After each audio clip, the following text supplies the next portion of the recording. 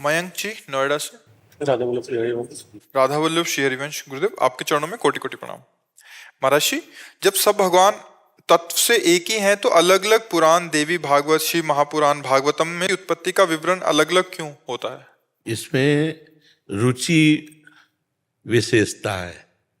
अब जैसे किसी ने मातृभाव की विशेषता है तो वो माँ की उपासना करेगा। अब जब माँ की उपासना करेगा तो जब तक सर्वव्यापी सर्वसमर्थ सर्वेश्वर नहीं होगा तब तक वो भगवान या तत्व नहीं माना जाएगा।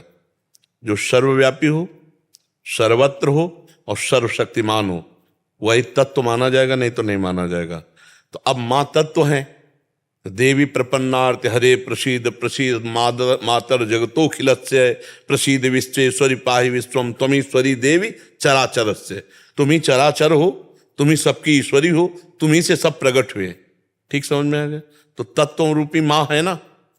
अब गणेश जी आओ, तो जब गणेश जी की बात पढ़ोगे तो सब कुछ गणेश जी है। तुम ब्रह्म, तुम रुद्र, तुम सब कुछ गणेश जी हैं और सर्वव्यापी गणेश जी हैं। तो ये सिद्ध होना चाहिए कि तुम सर्वव्यापी तत्व की उपासना कर रहे हो, वही परमात्मा माना जाएगा। अब शिव जी में आ जाओ, वही सब कुछ है। शिव पुराण उठा के देखो। अब राम जी में आ जाओ, वही सब कुछ है।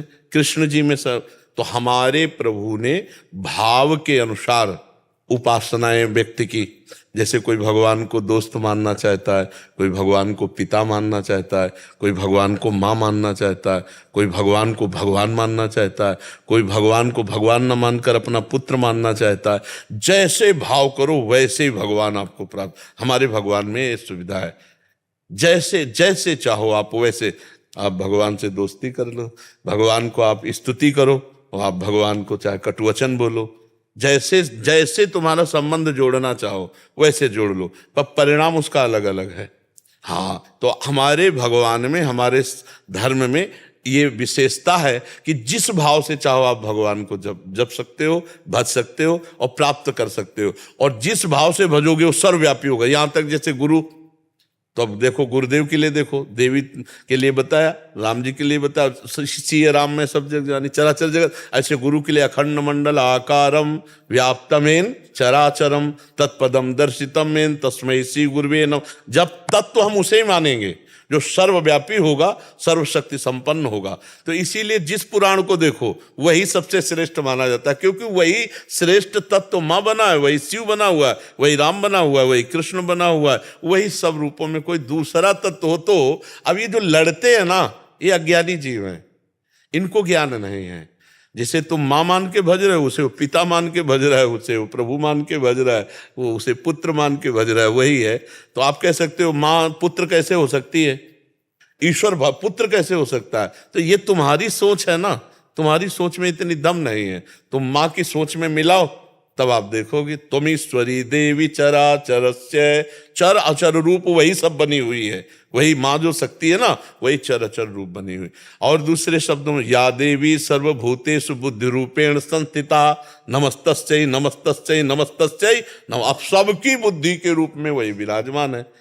और अगर आप श्री राम जी को देखो तो जड़ चेतन जग जीव जत सकल राम मैं जानी।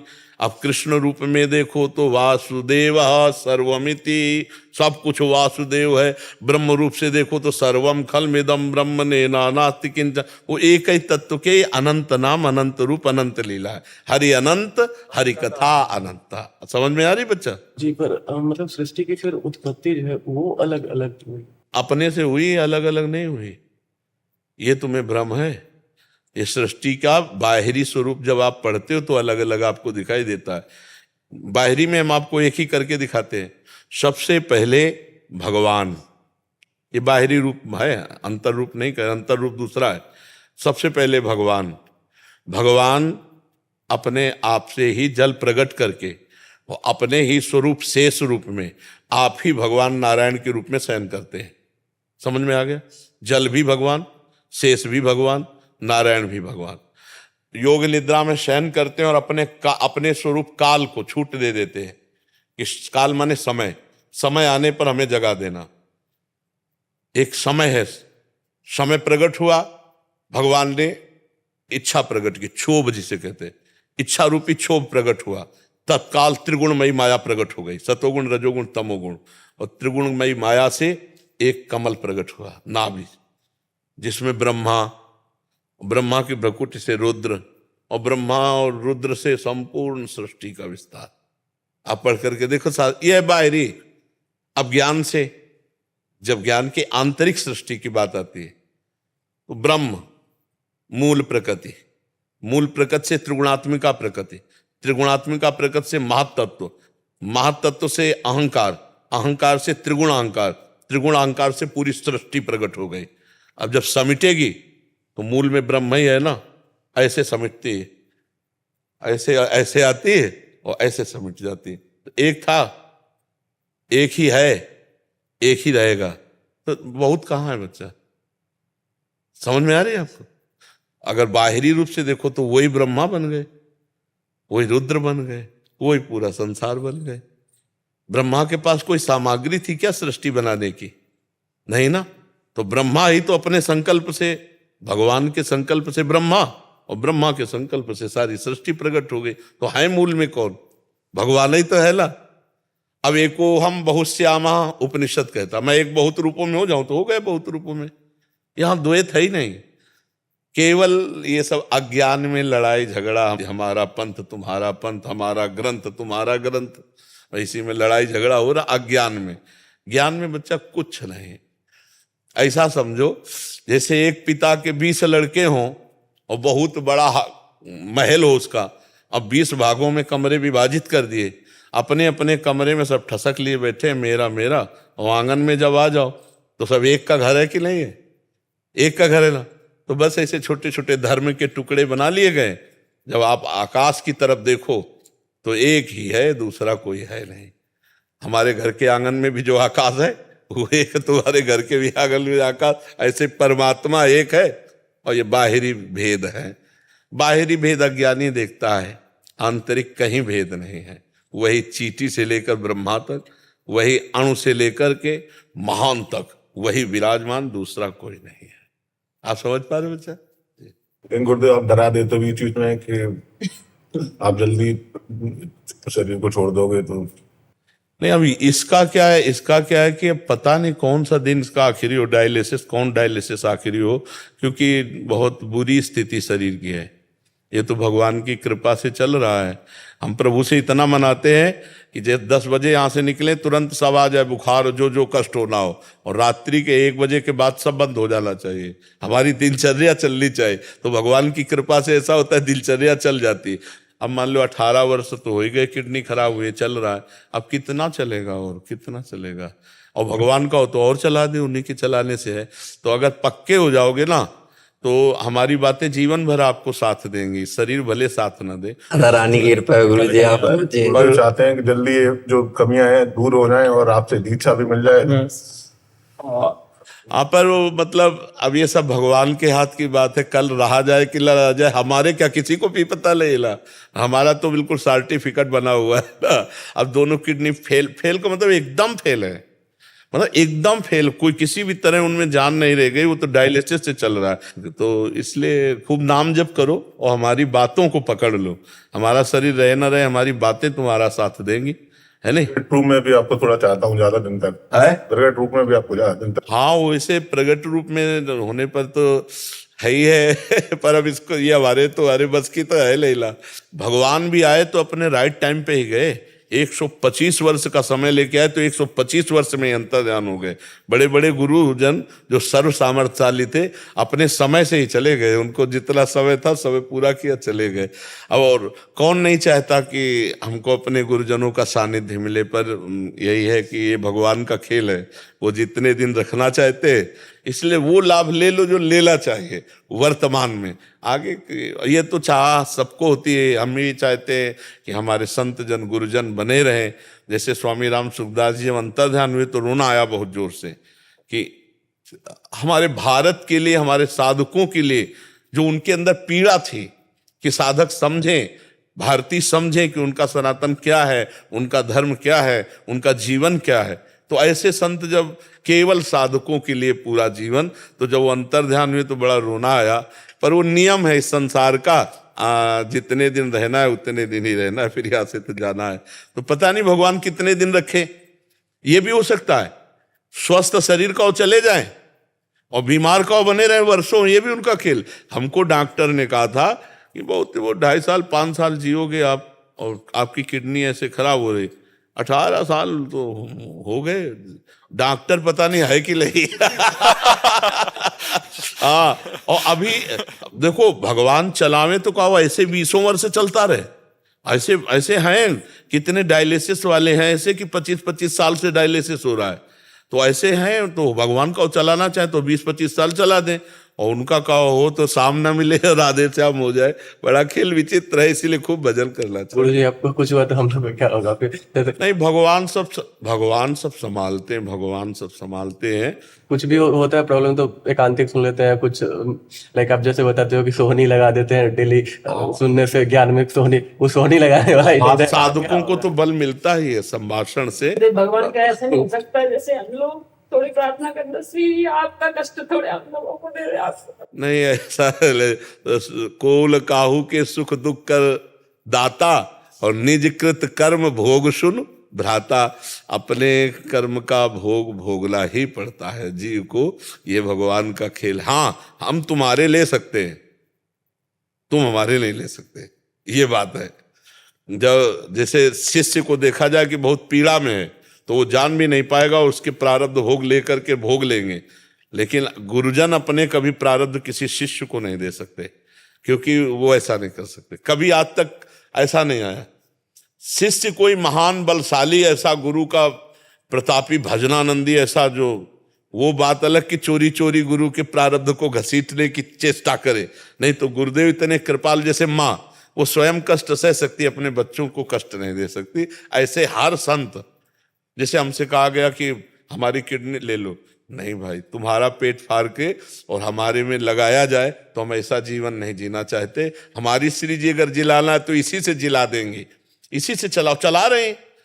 देखो हमारे में बिल्कुल दम नहीं है, लेकिन हम आपसे बात कर, थोड़ा हमको अभी टाइट कर दो, ऐसे कोई प्रश्न करो तो अभी हम ऐसे दहाड़ने लगेंगे कि तुम्हारी आवाज नहीं खुलेगी, आवाज अभी आप मतलब कोई ऐसा विपरीत बात हो जाए जो धर्म के विरुद्ध, तो अभी आप देखोगे हम दहाड़ने लगेंगे एकदम। बिल्कुल आपको नहीं लगेगा किडनी फेल है, क्योंकि वो परमात्मा सामर्थ है। तो अगर वो चाहें तो वो 25 वर्ष जिला सकते हैं। जैसे इस समय अवस्था 55 की होगी, 55-56 ऐसी अवस्था होगी। तो एक महात्मा ने हमको कहा था, अचल बिहार में जब थे तो बहुत शरीर में कष्ट था, बर्तन मांज रहे थे श्री जी को स्नान कराने, तो ऐसे आए, गोरे से एकदम पतले से महात्मा थे। हमने कभी उनको नहीं देखा, वो शायद भागवती की थे। तो उनका, ए महात्मा उदास क्यों हो? हम ऐसे देखा, इस प्रणाम नजदीक आए, हमसे पूछे उदास क्यों हो? कहा उदास क्या, हमारी किडनी खराब है, हमारे समय पीड़ा होती रहती है। तब उन्होंने कहा, ए उदास मत हो, 80 साल तो नहीं मरेगा। उन्होंने कहा था कि तो 80 वर्ष का होके ही मरेगा, ऐसे नहीं मरेगा। अरे उनका, महाराज जी क्यों मजाक करते हो? डॉक्टर ने कहा 2-2.5 साल पास देख लेना। और फिर हमें दिखाई नहीं दिए वृंदावन में, ना पहले कभी दिखाई दिए थे ना बाद में दिखाई दिए थे। और लगभग उनके मिलने के बाद, मान लो हमारी किडनी फेल हुई थी, उसी के 1-2 वर्ष के अंतर में वो मिले थे, इतना समय हो गया। तो हो सकता है 10-20 साल उनकी वाणी सत्य करने के लिए घसीट जाए। ऐसे वो अलौकिक महात्मा थे। उन्होंने यही कहा था कि अरे तू चिंता क्या करता है, 80 वर्ष की अवस्था तक नहीं मरेगा। तो अब 56 है, 57, 58, 59, 60, अभी तो 24। तो भगवान के लिए क्या दुर्लभ है उनके लिए क्या दुर्लभ? कहो ऐसा ही हो। और भाई कहो, एक होता है कि किसी को उदास से भाव से हटाने के लिए भी बोला जाता है, तो अगर ऐसा होगा तो बात अलग है। और अगर ऐसा है कि वो सत्य बोले ले आए थे, तब तो अभी तो 24 वर्ष है, वो कहते 80 साल के बरोगे।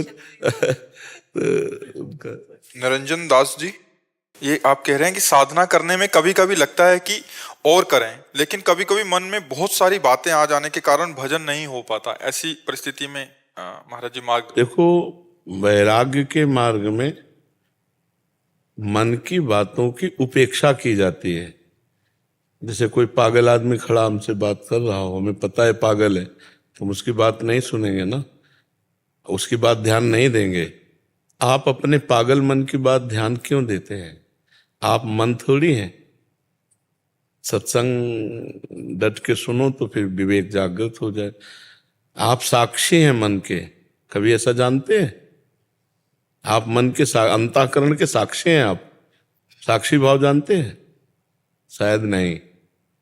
अगर जानते होते तो ये प्रश्न ना होता। साक्षी भाव से मतलब मन को आप देख रहे हैं ना, हमारी बात को पकड़ो तो सुन। आपने मन को देखा कि वो गलत बातें, बहुत प्रपंच की बातें, संसार की बातें प्रकट करता है। वो आपका ही नहीं, सबका मन प्रकट करता है, क्योंकि अनंत जन्मों में बहुत सी हमारी बातें मन ने पकड़ रखी हैं। अब जब हम भजन में बैठते हैं तो भजन उनको हटाता है, मन को निर्मल करता है। तो मन की जो जितनी भी गंदी अच्छी बातें हैं वो सब निकलती हैं, और जब निकलती हैं तब साधक ये देख कर घबरा जाता है। उसको लगता है आ रही हैं, आ नहीं रही, वो जा रही हैं। वो जो भी अच्छा या बुरा आपके सामने पेश करता है, आप साक्षी मात्र रहें और अपना भजन बढ़ाते चले जाएं, वो सब नष्ट होता चला जाएगा। अब आपको अभी गुरु कृपा से साक्षी भाव आया नहीं है, इसीलिए आप उसमें डगमगा जाते हैं, इसीलिए आप उससे प्रभावित हो जाते हैं। और अगर आप साक्षी भाव में रहें तो फिर साक्षी भाव को मतलब जैसे हम रोड के किनारे बैठे हैं, अब अच्छे आदमी आ रहे हैं, बुरे आदमी आ रहे हैं, हमसे कोई मतलब नहीं। अब जिस आदमी से आपने बातचीत कर ली, चाहे रागपूर्वक या द्वेषपूर्वक, वो खड़ा हो जाएगा। ऐसे ही जिस वृत्ति में आपने अपना चित्त जोड़ दिया, अच्छी वृत्ति आ रही या बुरी वृत्ति आ रही, वही वृत्ति आपके ऊपर संस्कार रूप बनकर हावी हो जाएगी। नहीं तो पूरा वो फेंक रहा है, खत्म हो रही। मन निर्मल हो रहा है, निर्मल मन ही भगवत प्राप्ति करता है ना। तो जब हम नाम जप करते हैं, मंत्र जप करते हैं, तो वो मन निर्मल होता है, तो गंदगी जितनी होती है उसकी भागती है। विघ्न बना क्यों आते स्वामी जी? विघ्न बता बहुत आए थे भजन ध्यान में। नहीं, कोई विघ्न बाधा नहीं। आप हमें बताओ क्या विघ्न बाधा है? बहुत तरह से टेंशन आ जाता है, कोई टेंशन आ जाता है, कोई तरह से बात नहीं, क्या टेंशन? हमको वही तो बताओ, बाबा जी की टेंशन क्या, आप हमें बताओ, हम अभी आपको बताएं टेंशन क्या है, आप बताओ। जैसे बहुत तरह का आदमी आते हैं, बहुत तरह संगति होता है ना, तो ये हमको पक्का करने आते हैं ना। आदमी आया गाली दिया तो हम पक्के हो रहे हैं, चुपचाप मुस्कुरा दिए। आया प्रणाम किया तो हम स्वीकार नहीं करते हैं। मान और अपमान दोनों में सम। यही में टेंशन हो जाता है, इसी में टेंशन हो जाता तो है। कमजोरी आपकी है ना, तो इसको ठीक करो ना। विवेक, इसीलिए देखो सत्संग के द्वारा विवेक होता है। बिन सत्संग विवेक न होई, राम कृपा बिनु सुलभ न सोई। बिना सत्संग के ज्ञान नहीं होता। अगर अभी ज्ञान आ जाए तो कोई टेंशन नहीं। मानो जैसे कोई आदमी हमारी निंदा कर रहा है, या कोई आदमी आके हमारे भजन में विक्षेप डाल रहा है, वो हमको पक्का कर रहा है। हमको विक्षेप में भी भजन करना है और निंदा करने वाले के प्रति भगवत भाव करना है। उमा संत कै इहै बड़ाई, मंद करत जो करे भलाई। यही संत की साधुता है। जो तुम्हारे साथ आकर बुरा व्यवहार करे, तुम उसके साथ अच्छा व्यवहार करो। आप अच्छे महात्मा हो, आप अपने को संभालिए। कोई हमारे भजन में बाधा नहीं कर सकता, क्योंकि हम ही बाधा स्वीकार करते हैं। हम बाधा ना स्वीकार करें तो कोई बाधा ही नहीं है। तो हमको हर विक्षेप पर विजय प्राप्त करनी है। हम बैठे हजारों लोग आकर बातें कर रहे हैं, तो हमको अपने स्वरूप में रहना है। हमको किसी बाजार में जाते हैं, इत्र लेना है तो इत्रे की दुकान से मतलब, दुनिया बिक रही, हमसे क्या मतलब है। ऐसे ही हमारे सामने मन दुनिया के सामाने फेंक रहा है, दुनिया की बातें फेंक रहा है। ऐसे दुनिया के लोग आकर कोई मान, कोई अपमान, कोई निंदा, कोई स्तुति, कोई शोरगुल, हमें कोई विघ्न नहीं है। अपने अपने सब स्वभाव के अनुसार बरत रहे। आप समझ पा रहे हो कि नहीं समझ पा रहे? क्योंकि कहाँ भाग के जाओगे? जहां भाग के जाओगे विघ्न वहीं दिया जाएगा, क्योंकि बिना विघ्न के पक्के नहीं बनोगे। विघ्न आने पर ही साधु परिपक्व होता है। जितना साधु विघ्न सह जाएगा उतना ही पक्का होगा। औजार तभी पक्का काटने लायक बनता है जब पहले आग में और फिर हथौड़े से उसका मुंह पीटा जाता है, और इतने पे भी नहीं, फिर उसको रख के रगड़ा जाता है, तब धार बनती, फिर कहीं चला दो तो कट जाएगा। ऐसे ही हमारी बुद्धि माया को काटने के लिए पहले जलाई जाएगी, तपाई जाएगी, तब जाकर के बात समझ में आती है कि हाँ परमार्थ क्या है। तो इसलिए आप बहुत कमजोर हो चुके हो। आप कमजोर मत हो, ब्रह्मचर्य धारण करो, पवित्र आहार करो और लड़ना सीखो। किसी से मत कहो तुम भाग जाओ, नहीं, तुम ही अंदर हो जाओ, अंतर्मुखी हो जाओ। अभी अंदर होना नहीं सीखा। जैसे हम अंदर अंतर्मुख हो जाए तो आप बस इतना हमको सुनाई देगा जैसे चिड़ियां चहचहा रही, बस। ऐसा नहीं कि हमें सुनाई नहीं देगा, सुनाई देगा, पर ऐसे चिड़ियां चहचहा रही। आपकी बात का धीरे धीरे हम अपने अंतर्मुख में हो जाए तो आप लाख हल्ला मचाओ, ढोल बचाओ, हमें से कोई मतलब नहीं रहेगा। अब अभ्यास किया जाता है वैसे, सर्वात्मना न विसृजेत बहिरेंद्रियाणि। अब जितने विघ्न है वो सब बाहर हैं और हम अंदर आ बैठ जाते हैं गुफा के अंदर, अपने अंदर जाके, और वहां शुरू करते हैं राधा राधा राधा, कोई विघ्न ही नहीं वहां।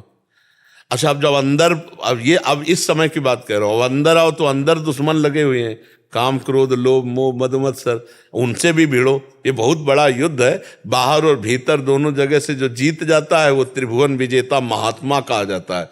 महात्मा, महान आत्मा, जो सब कुछ सह करके सबको परास्त कर दिया है। इसलिए आप हारो मत, डटे रहो, खूब मुझे आशीर्वाद दिया जाके ध्यान भजन में। हाँ बिल्कुल, खूब नाम जप करो। जो गुरु जी ने नाम मंत्र दिया ना, उस पे डट कर खूब नाम। और आहार विहार शुद्ध होना चाहिए। भोजन शुद्ध है? भोजन बनता बनता वैसी में करते हम लोग। हाँ, कोई नशा वशा तो नहीं करते? हाँ, नशा न करना, क्योंकि कलयुग है आजकल, जो है साधु महात्मा। गुरु महाराज जो है चाय तभी मना कर दिया है, चाय तभी नहीं पीता है। चाय भी नहीं पीता। हाँ, कोई बात, क्या बात, बहुत अच्छी बात। तभी आप आए हो उस परमार्थ जानने के लिए। महाराज वो पहुंचे, वो समझे पूरे पक्के संत थे वो। जी जी, तो आप पक्के संत बनो। 8 नंबर नाम है बिदनावन में जो ना अखिल भारतीय सत्संग हुआ था, हमारे गुरु भाई साहब आए थे, आपको प्रश्न पूछे सब। हाँ, नहीं, खूब आनंद से भजन में लगो। भजन ना, इस आश्रम को संभाल लेना, हृदय को, तो सब बड़े आश्रम जीत गए। कुटिया भी नहीं है, इसको संभाल लिया तो विश्व विजयी महात्मा है, वो परमहंस है, वो बादशाहों का बादशाह है। जो यहाँ के आश्रम को संभाल लिया ना, वो बादशाह का बादशाह है। मोह चाह काम लोभ इनको मिटा दिया, फिर क्या कहना है। चाह मिटी, चिंता मिटी, मनुआ बेपरवाह, और जिनको कछु न चाहिए वे साहन के साह। महात्मा बादशाह का बादशाह होता है। इसलिए मस्त रहो, खूब नाम जप करो। विश्वभूषण जी उड़ीसा से। श्री राधा वल्लभ सिंह जी। जय श्री राधे महाराज जी, आपके चरणों में कोटि कोटि प्रणाम। महाराज जी, गुरु किसको बनाना चाहिए? जो प्रभु से साक्षात्कार किया हो, या फिर उन्हें जो एक पुरातन गुरु परंपरा से जुड़े हैं और प्रभु के आराधना करते हुए नाम जप कर रहे हैं? अच्छा, पहली बात तो है कि गुरु भगवान को बनाना चाहिए, पहली बात।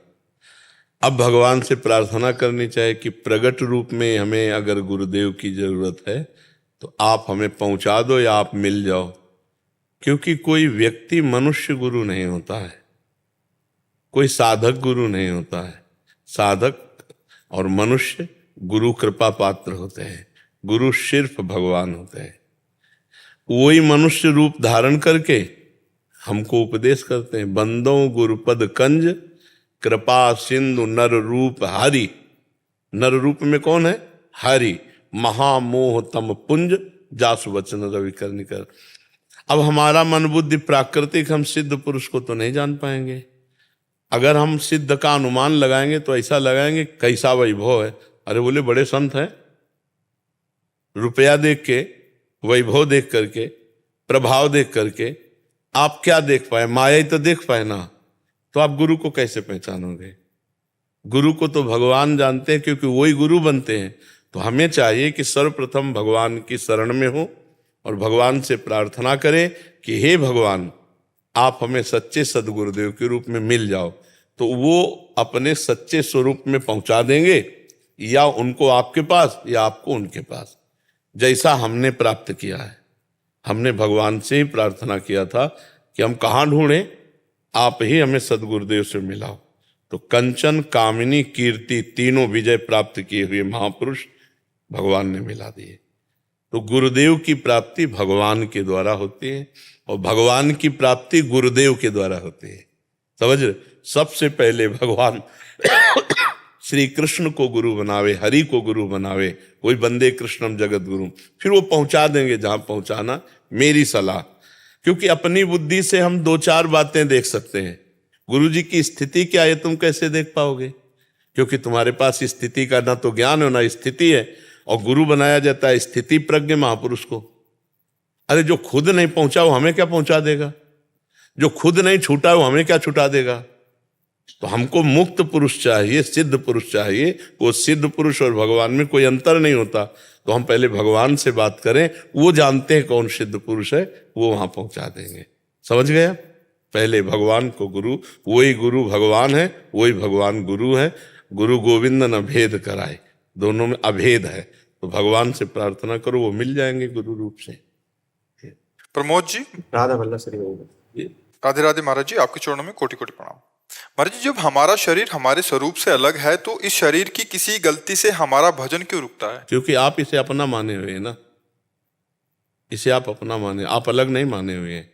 अलग मान लो तो अनंत जन्मों का हिसाब किताब अभी सब खत्म हो जाए। आप अलग नहीं माने हुए हैं, इसमें चतुराई नहीं चलेगी।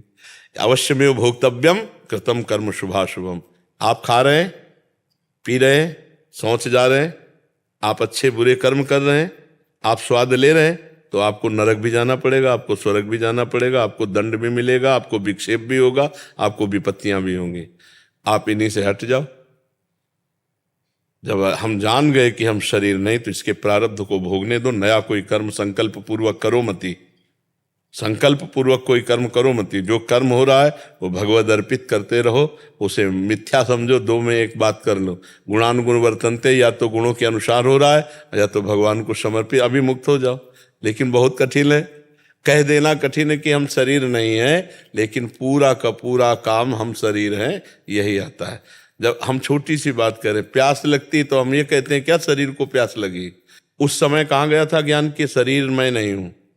उस समय कहाँ गया था? ए भूख लगी यार, भोजन पवा दो। आप उसमें इतना तन्मय हो, और जब ज्ञान की बात आएगी तो कहोगे हम शरीर नहीं है, तो इतने से माया पर विजय प्राप्त तो नहीं होगी। शरीर को अलग हर समय, खाते पीते उठते बैठते सोते जागते समय, हर समय अलग अलग है, तो अलग देखो। जब अलग देखोगे तो उसकी पहचान क्या है कि आप शरीर को अलग देख रहे हैं? आप इच्छा रहित हो जाएंगे, आप इच्छा रहित हो जाएंगे। आप मान लो इनके लिए क्या इच्छा करते हैं? इनके लिए कोई इच्छा नहीं करते आप, क्योंकि इनको जानते ही नहीं है। तो आप उस शरीर को जान गए हो कि मेरा स्वरूप नहीं है, अलग है, मर जाने वाला, नाशवान, तो इसके लिए क्या इच्छा होगी आपके अंदर? कोई इच्छा नहीं होगी। इसका प्रारब्ध है रबड़ी खाने को मिल रहा है तो रबड़ी खा लिया, इसका प्रारब्ध थप्पड़ चल रहे तो उसको शरीर सह रहा है। जैसे शरीर मैं नहीं हूं, इसकी सिद्ध स्थिति जड़ भरत जी में थी। तो एक दस्यु जो है, दस्युओं का सरदार, चोरों का, उसने एक भद्रकाली से कामना की थी कि यदि हमारे संतान हो गई तो हम तुम्हें नर बलि चढ़ाएंगे। वो तो दुष्ट स्वभाव के ही थे। संयोग बसात संतान हो गई तो एक आदमी को पकड़ लाए, किसी को भी पकड़ लाए, और उसको अच्छे अच्छे पदार्थ खवाए जा रहे थे। तो एक ने कहा खा लो, अभी गला उतार। उसको ये पता नहीं था कि मुझे क्यों खवाया जा रहा है। अवसर मिला, वो भाग पड़ा, पकड़ में नहीं आया। और जो सैनिक जन थे उन्होंने सोचा कि अगर नर पशु नहीं मिला नर बलि देने के लिए तो हम लोगों में किसी की बलि दे देगा। तो ढूंढ रहे थे तो ये जड़ भरत जी मिल गए, अष्टपुष्ट भगवदाकार वृत्ति महात्मा। अब इनको पकड़ लाए, पूर्ण ज्ञान है, स्नान कराया गया, चंदन तिलक लगाया गया, खूब बढ़िया भोजन पवाए गए, पा रहे हैं। सामने तलवार पूजी गई, गर्दन झुका दी गई, झुका दिया। शरीर का प्रारब्ध है, चंदन लगाया जा रहा है, शरीर का प्रारब्ध है, भोग पवाया, शरीर का प्रारब्ध है, तलवार से काट दिया जाएगा। यह है मैं शरीर नहीं हूं। देवी जी के सामने इतने बड़े महाभक्त की हत्या, तो देवी जी का शरीर फट गया, असहनीय हो गई। काली जी क्रोधित होकर प्रकट हो गई, वही तलवार लेकर अपने जितने पूजा करने वाले थे सबको काट के फेंक दिया। अब जड़ भरत जी ने देखा कोई रोकने वाला नहीं, तो ना तो काली जी को प्रणाम किया ना कुछ, चल दिया। ये स्थिति। तो ये कहना कि मैं शरीर नहीं हूं और ये सिद्ध हो जाना कि मैं शरीर नहीं हूं, बहुत बड़ा अंतर, बहुत बड़ा अंतर। जब शरीर में पीड़ा का अवसर आवे उस समय आपके अंदर हो कि मैं शरीर नहीं हूं, बहुत बड़ी बात है ना। तो इसलिए वास्तविक अंदर से बैठा हुआ मैं शरीर हूं, तो फिर उसका भोग भोगना पड़ेगा। जैसे एक बगीचे में, बहुत बड़ा बगीचा था एक विद्वान ब्राह्मण का, तो गाय ऐसे चरती हुई आ गई, तो उन्होंने खेल खेल में एक पत्थर का टुकड़ा उठाया और ऐसे गाय के मार दिया, वो सीधे मस्तक पे लगी, गाय मर गई। अब गौ हत्या प्रकट हुई और वो बड़े विद्वान थे। गौ हत्या आई और कहा मुझे स्वीकार करो, मैं गौ हत्या हूं क्योंकि तुमने मारा। तो हाथ में देवराज इंद्र का वास है, तो उनका मैंने नहीं मारा, हाथों में देवराज इंद्र का वास है, इंद्र ने मारा, इंद्र के पास जाओ। तो इंद्र के पास गौ हत्या गई। तो इंद्र ने कहा हमने कब मारा? तो बोले ब्राह्मण कह रहा है कि हाथों में देवराज इंद्र का वास है, और हाथों ने मारा तो मतलब देवराज इंद्र ने मारा। देवराज इंद्र ने कहा कुछ मिनट रुको, अगर वो सच्चा ज्ञानी है तो हम स्वीकार कर लेंगे गौ हत्या। नजदीक गए एक अच्छे धनी मानी के रूप में, और पंडित जी, अरे वाह पंडित जी, इतना सुंदर बगीचा किसने लगाया? बोले मैंने। अच्छा पंडित जी, ये बावड़ी और कुआं कितना सुंदर है, ये किसने? बोले मैंने। वाह पंडित जी, ये तो बहुत सुंदर बना है, पूरा का पूरा आपने किया है? बोले सब अपने हाथों से किया। बोले गौ हत्या? गौ हत्या देवराज इंद्र, गौ हत्या से कहा चढ़ इसके ऊपर। ये अज्ञानी केवल आरोप कर रहा है, बड़ा बुद्धिमान बनता, चढ़ इसके ऊपर, गौ हत्या उसके ऊपर।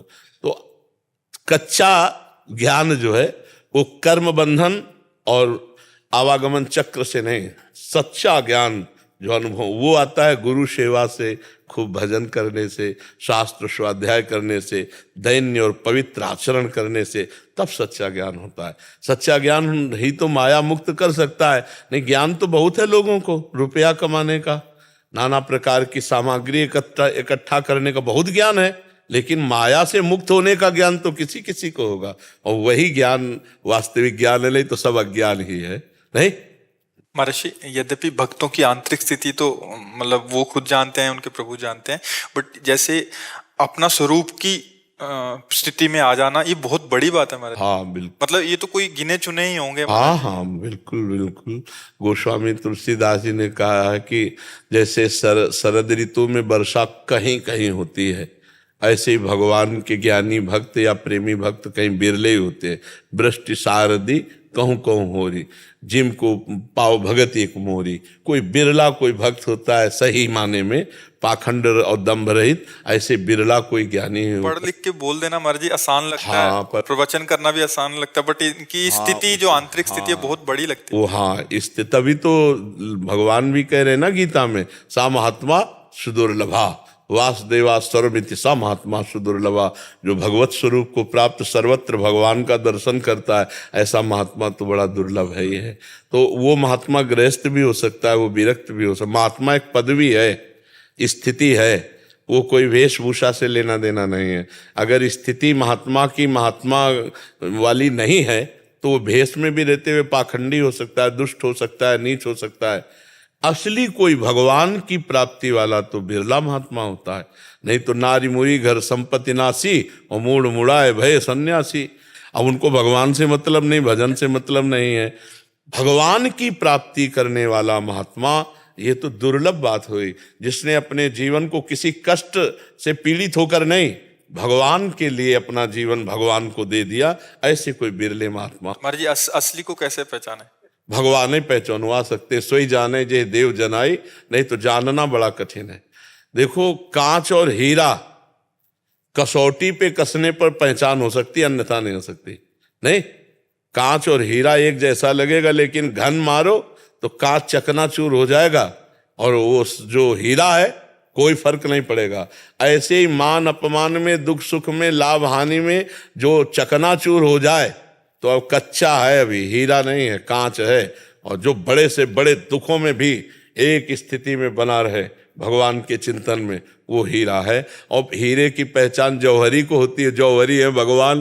तो संत रूपी हीरे की पहचान तो जौहरी भगवान को होती, वही जना दें सो जान जाओ, नहीं तो असली और नकली का एक ही जैसा रूप होगा।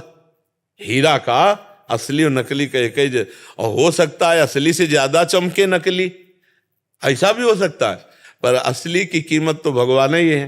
भगवान ही जानते हैं कि असली संत कौन है। असली संत वही है जिसका उद्देश्य केवल भगवान है। अब शरीर है तो खाएगा पिएगा कपड़ा पहनेगा कहीं रहेगा, पर उसकी तड़पन होती है कि मैं जिसके लिए घर त्यागा हूं वो भगवान मिल जाए। वो रात दिन भजन करेगा, प्रपंच की बातों में नहीं रहेगा। पर अब कौन भजन करता है ये भी कैसे जाना जा सके? जैसे एक भजन होता है माला से, कोई काउंटर लिए माला लिए तो आप जानोगे भजन कर रहा है। अब क्या जानोगे भजन हो रहा है? तो भगवान ही बता दे कि असली कौन है तो जाला जा सकता है, अन्यथा नहीं जाला जा सकता है। करमवीर जी आगरा से। गुरुदेव, आपके चरणों में साष्टांग प्रणाम। गुरुदेव, अभी पिछले साल फौज से सेवानिवृत्त लेकर आया हूँ। सोचा था अब आराम से सुबह सो के उठूंगा और अपनी जिंदगी मौज से जीऊंगा, पर 6-7 महीने पहले आपकी गिरफ्त में आ गया और आपको अपना गुरु मान लिया। आपकी कृपा से श्री जी के चरणों की तरफ बढ़ने की कोशिश कर रहा हूँ, पर अभी अंदर बहुत कमियां देख रहा हूँ। अभी गुरुदेव, मन में बहुत डर लग गया है कि जल्दी से कमियां दूर नहीं हुई तो क्या होगा, कैसे होगा। ये बहुत कृपा है आपके ऊपर। सच्ची पूछो तो राष्ट्र सेवा का फल मिला। नहीं, ये जो अंदर भावना कि अब मौज मस्ती करेंगे, ये कोई जीवन नहीं है। मनुष्य जीवन इसके लिए नहीं मिला। मनुष्य जीवन मिला लड़ने के लिए। पूरा जीवन लड़ो और विजय प्राप्त करो। देखो, अब आपकी असली लड़ाई शुरू हुई है। काम, क्रोध, लोभ, मोह, मद, मत्सर। बाहर के शत्रुओं को तो गोली से आप गिरा सकते हो, लेकिन अपने शत्रुओं को गोली नहीं मार सकते। काम को, क्रोध को, लोभ को, मोह को, इच्छाओं को आप अपने नहीं मार, और इच्छाओं को नहीं मारा तो उनके गुलाम हो कि नहीं, विचार करो। अभी आप स्वतंत्र नहीं हुए। स्वतंत्र तब माने जाओगे जब काम, क्रोध, लोभ, मोह, मद, मत्सर इनको रौंद डालो, इंद्रियां और मन तुम्हारे अधीन हो, तब तुम स्वतंत्र हुए।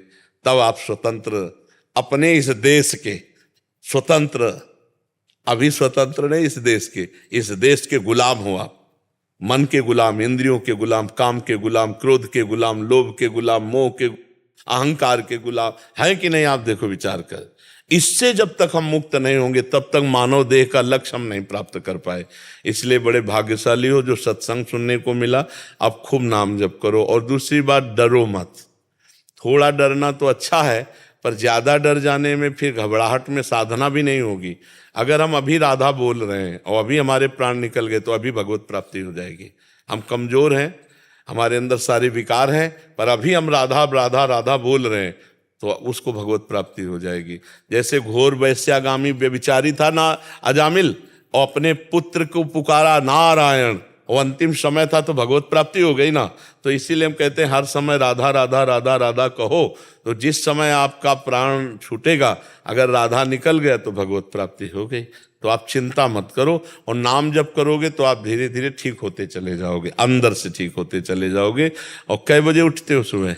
कभी जल्दी उठ जाता हूँ गुरुदेव, कभी थोड़ा सा नहीं, वैसे कै बजे लगभग? कभी 4 बजे भी उठ जाता हूँ, कभी 5 बजे, कभी 7 बजे। नहीं, उसे एक नियम बना लो। आज हमसे मिलन हुआ है तो एक नियम बना लो, अलार्म लगा लो घंटी का, 4 बजे उठ जाया करो। आप 4 बजे उठते हो और हम 12 बजे उठते हैं, और 8 बजे शयन करते हैं। 8 बजे शयन करते हैं, 9, 10, 11, 12 से 1 बजे तक बैठना, और इसके बाद फिर शौच स्नान, और 2 बजे रोड पे आ जाना। और अभी देखो हमारी ड्यूटी चल रही, ये 9:30, 10 बजे तक ड्यूटी चलेगी हमारी, फिर जाके कुछ प्रसाद पाना। तो आपको तो शरीर स्वस्थ है भगवान ने लिए। तो अगर आप 10 बजे सो जाओ तो 11, 12, 1, 2, 3, 4, 6 घंटे होते हैं। 6 घंटे बहुत सोना होता है। क्यों? 4 बजे का नियम ले लो, और इसके बाद जो है बैठकर भजन की मत सोचो, टहलते हुए भजन नहीं, सो जाओगे। फिर बैठकर भजन होने तो घड़ी में देखो 6 बज गए, 7 बज गए, ऐसे होता है। अभ्यास नहीं है ना, तो जहाँ बढ़िया आप चद्दर ओढ़ करके जहाँ ऐसे बैठे ना, तो बैठे बैठे सो जाओगे। तो टहले, थोड़ा व्यायाम करे, थोड़ा उसे व्यायाम करना चाहिए। करते तो नहीं हो आप, नहीं कर रहे हो आप, फिर ये शरीर बेकार हो जाएगा। अब जैसे आपका शरीर जो है ना, इसको व्यायाम की जरूरत है, तो थोड़ा थोड़ा अभ्यास कीजिए, और 2-4 किलोमीटर दौड़िए। आप आर्मी में रहे हो, अगर दौड़ भाग नहीं करेंगे तो आपका शरीर गड़बड़ हो जाएगा। आप अपनी वही फौज वाली सिस्टम रखिए शरीर के लिए। 2-4 किलोमीटर तो दौड़िए सुबह। आप देखिए फिर कैसा, जब शरीर स्वस्थ रहेगा ना, ताजी हवा, तो भजन में भी मन लगेगा। और सत्संग सुनिए, और हर समय नाम जप का अभ्यास। जब दौड़ रहे हैं तो उस समय भी अंदर राधा राधा राधा राधा राधा राधा राधा। ठीक है? ठाकुर जी घर में विराजमान है कि नहीं? हाँ, तो उनकी सेवा कीजिए, समय समय पर उनको भोग लगाइए, उनकी आरती कीजिए, उनको पद सुनाइए, उनको भागवत सुनाइए, रामायण सुनाइए। सुनाते हो कुछ? पद नहीं सुनाता हूँ, लेकिन रामायण सुनाते हो? भोग लगाता हूँ। लेकिन थोड़ा तो सुनाओ उनको, उनकी कथा सुनाओ उन्हीं को। तो जैसे राजा महाराजा के सामने उसका जस गावे ना, तो प्रसन्न होकर के, तो ऐसे वो प्रसन्न हो जाएंगे हम पर, उनका यश सुनाए। भागवत के 1 अध्याय रोज सुनाओ, रामायण की 10-5 चौपाइयाँ सुना दो, क्रम बाय क्रम ऐसे नियम बना लो, नियम पूर्वक जीवन व्यतीत करो। भगवान ने जब तुमको पेंशन दे दी है, नहीं, और अगर अपना काम चलाना चाहे तो नमक रोटी से चैन से खा पी के आराम से जिया जा सकता है। आखिरकार मरना तो है ही, तो अब हमको वो कमाई करनी चाहिए जो मरने के बाद हमारे साथ चले। यहाँ तो सब यहीं रह जाएगी। तो इसलिए नाम जप करो, एक अध्याय भागवत का सुनाओ ठाकुर जी को, थोड़ी देर रामायण सुनाओ, चाहे 2 भाग में, सुबह भागवत सुना दिया, शाम का रामायण सुना दिया, और नाम जप करो और अच्छे कार्य करो और मेहनत करो, बैठो मत। चाहे ना कुछ हो तो 2-4 बीघा खेती खरीद लो, थोड़ा उनसे मेहनत करो, खेती तो होगी। हाँ जरूर करो। ये आलस से प्रमाद, ये शरीर तुम नहीं हो भैया, इसको ज्यादा भी मोटापा बढ़ा लोगे तो उठना बैठना परेशानी कर देगा। ये तुम नहीं हो, इसको और कसो। अब अगली बार आओ तो कम से कम 5 किलो वजन कम करके आओ, ठीक है। हाँ स्वस्थ रहो। आर्मी का आदमी वैसे ही दिखाई देना चाहिए बूढ़ा होने तक। जय हिंद बोले तो बिल्कुल लगे कि हाँ भारत का सैनिक रहा है। तो थोड़ा व्यायाम भी करो, ठीक है। पता लगा महाराज जी 2-3 साल में पहुंचे 5 किलो कम करने में। हाँ नहीं, 5 किलो कम करना ज्यादा नहीं है। अगर ये उचित भोजन करें तो हम वैसे महीना 2 महीना का चांस रखते हैं कि महीना 2 महीना में आ जाना चाहिए, तो 2 महीना में 5 किलो कम हो जाएगा। अगर ये कम भोजन करें और रोज 2-3 किलोमीटर दौड़ लगावें तो चूंकि आर्मी के हैं ज्यादा फालतू है नहीं, 5 किलो बहुत फालतू होगा, हो जाएगा, तो हो जाता है। हम तो ऐसे कह दिया धीरे धीरे कम कर लो, धीरे धीरे कम कर लो। नहीं हाँ ऐसे। चेतन शर्मा जी साउथ अफ्रीका से। महाराज जी मैं साउथ अफ्रीका में एक कंपनी में अकाउंटेंट का कार्य कर रहा हूँ। वहाँ मैं अकेला रहने के कारण तथा सही गलत का ज्ञान न होने के कारण मुझ में अहंकार की भावना आ गई है, जिसके कारण जाने अनजाने में मेरे माता पिता का अपमान कर देता हूँ। मेरे माता पिता ने आपको गुरु रूप में स्वीकार किया हुआ है। उन्होंने आपके वीडियो मेरे पास भेजे, जिन्हें सुनकर मेरे द्वारा किए गए माता पिता के अपमान को सोच सोच कर अभी ग्लानि सी हो रही है, जिससे मेरा मन अस्थिर है। महाराज अरे वो तो प्रायश्चित हो गया। जैसे हृदय में जलन हुई ना तो वो पाप कट गया। अगर अभी माता पिता उपस्थित हैं तो उनकी सेवा कैसे भी बने अब कर लो, अब चूक ना करो। वो भगवान है, मातृदेवो हो पितृदेवो हो। हम आपको अपने पिता की बात बता रहे हैं। हमारे पिता जिस दिन हम भागे उसके 3 दिन बाद हमको पकड़ा गया। खोजबीन सब शुरू हुई तो 3 दिन बाद पकड़ा गया कि एक गोरा लड़का है वहां जंगल में देवी के मंदिर में रह रहा है।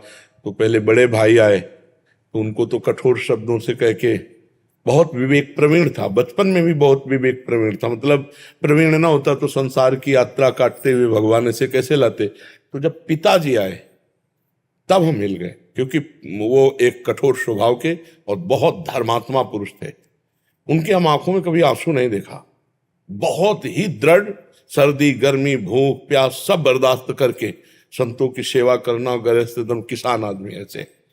तो जब वो आए तो हमारे मन में आया कि मारेंगे अगर हम आँख खोलेंगे, बात करेंगे तो उत्तर हमारा मानेंगे नहीं है, और इनकी हम अवहेलना कर नहीं सकते। तो आँख मूंद के बैठ गए। जो ही देखा पिताजी आ रहे सो आँख मूंद के बैठ। वो नजदीक आए अपने स्वभावश, उठ खड़ा हो, नहीं खड़े हुए। खड़ा हो, नहीं खड़े। तीसरी बार का आप खड़ा हो जा तो हमें लगा डंडा पड़ेगा चौथी बार। तो खड़े हो गए, बच्चे ही थे, खड़े हो गए। तो चाचा जी वगैरह उनको बड़े भैया कहते थे, तो हम भी पिताजी नहीं कहते थे, हम भी बड़े भैया कहते थे। तो हम कहा बड़े भैया आपसे एक प्रार्थना करें। उनका बताओ। हम कहा ये जिंदगी भगवान के नाम है, आप चाहे काट डालो ना घर जाएंगे ना आपकी बात मानेंगे। तो हम उनकी कृपा की बात बता रहे। तो एकदम चैप्टर बदल गया। जैसे भगवान की कृपा ना, तो उनका सच्ची, हम कहा आपसे सच्ची बात कह रहे हैं। घर नहीं जाओगे करना, कभी जिंदगी में ब्याह नहीं करोगे करना। बोले खड़े हो जाओ। खड़े हो गए, ऐसे छाती से लगाया, कहा राम राम राम। 3 बार ऐसे छाती से लगा, राम राम राम ऐसे कहा। तो कहा जाओ, अगर ऊसर में भी बैठोगे तो फूलों की वर्षा होगी। जाओ, जिंदगी में कभी तुम्हारा कोई बाल बांका नहीं कर सकता।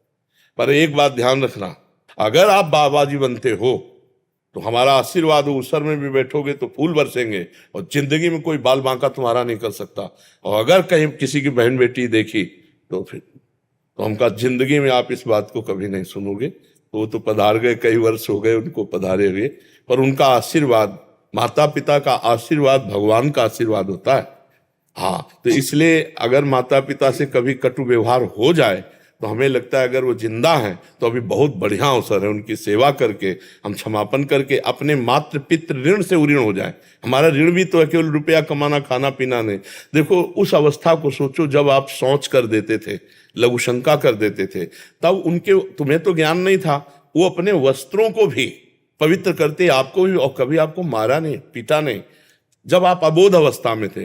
अब आप बोधवान हुए तो आप उनको कटु वचन बोले, अगर उनकी सेवा ना करें। देखो बूढ़े माता पिता ऐसी स्थिति आ जाती है कि उठना मुश्किल होता है, अपनी सेवा करना मुश्किल होता है। अच्छा स्वभाव में चिड़चिड़ापन आ जाता है। आप लाख सेवा करोगे, दूसरा कोई आएगा तो आपकी वो निंदा करेंगे कि कुछ सेवा नहीं करता, फिर भी आपको बुरा नहीं मानना उनकी सेवा। अगर ऐसा कर ले गए तो मातृदेवो भव पितृदेवो भव, माता पिता का आशीर्वाद भगवान से मिला सकता है। भगवान से, माता पिता साक्षात भगवान ही है, सब में भगवान। माता पिता तो मातृ शास्त्र कहता है, हमारा उपनिषद कहता है मातृदेवो भव पितृदेवो भव।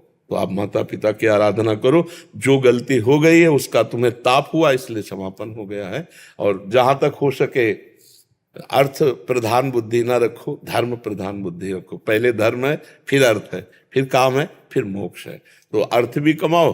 अगर माता पिता के पास अर्थ भेजने से काम चल जाता है तो बढ़िया है, और नहीं बनता, आपकी जरूरत है तो आप या तो भारत आओ या उनको वहां ले जाओ, उनकी सेवा शुश्रूषा जरूर करो। क्योंकि हर आदमी यही चाहता है मेरे एक संतान तो हो ही जाए। बोले किस लिए? बोले बुढ़ापे में काम आएगा। नहीं आता है कि बुढ़ापे की लकड़ी तो है ना हमारे पास।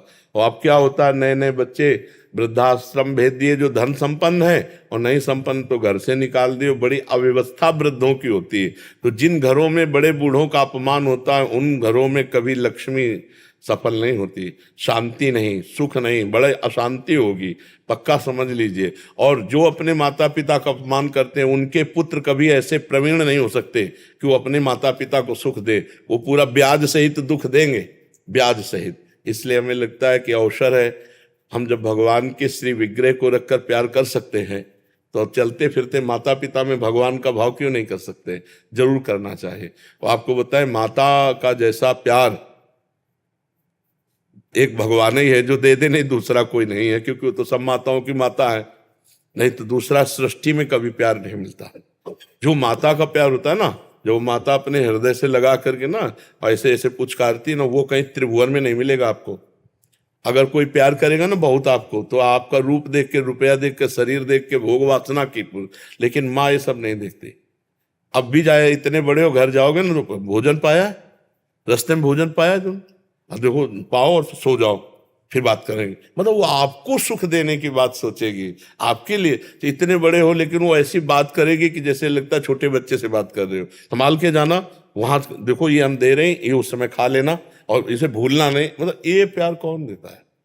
हाँ, संसार में तो सब स्वार्थ का व्यवहार चल रहा है। माता पिता को जरूर पूजा करनी चाहिए, माता पिता की सेवा करनी चाहिए। हम तो कहते हैं और भगवान विराजमान करो मत करो, माता पिता की आराधना कर लो, इसी से भगवान मिल जाएंगे, इसी से भगवान मिल जाएंगे।